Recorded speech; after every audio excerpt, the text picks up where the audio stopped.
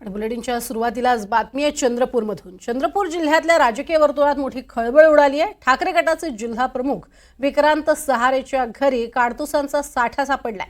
सहारेच्या घरी 7.65 मिलीमीटरची एकूण 40 काडतुस सापडली आहेत। तर ही एकूण 7.65 एमएमची काडतुस आहेत।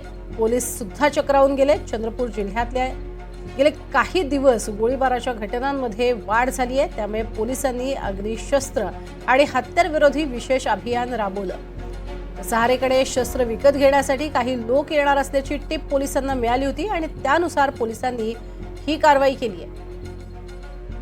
या धाडीमध्ये एक तलवार, एक मॅगझिन आणि बेसबॉल बॅटसह वाघनख देखील जप्त करण्यात आली आहे। तसंच निलेश पराते आणि अमोल कोलतवार नामक 2 विक्रेत्यांना देखील ताब्यात घेण्यात आले।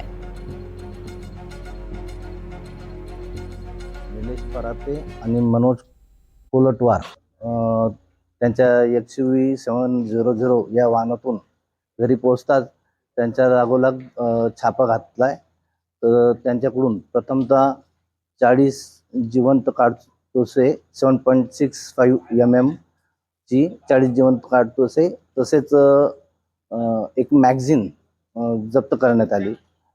रिव्हॉल्वर न मिळाल्याने त्याचा शोध घेत असता त्याच्या बेडरूम मधून एक तलवार मिळून आली, ती देखील पंचांसमक्ष जप्त करण्यात आली। तसेच जे वाहनातून आले त्याचं तपासणी केली असता वाहनातून एक वाघनख आणि एक बेसबॉल बॅट मिळून आल्याने ते देखील पंचनामा कारवाई करून जप्त करण्यात आलेले। आपण बघतोय ही मोठी कारवाई करण्यात आलेली आहे। चंद्रपूरमध्ये इतक्या मोठ्या प्रमाणात सहारे हे सगळं विकत होता। गेल्या किती दिवसांपासून हा सगळा गोरखधंदा सुरू होता, या सगळ्याची माहिती आता पोलिसांकडे घेतली जाते।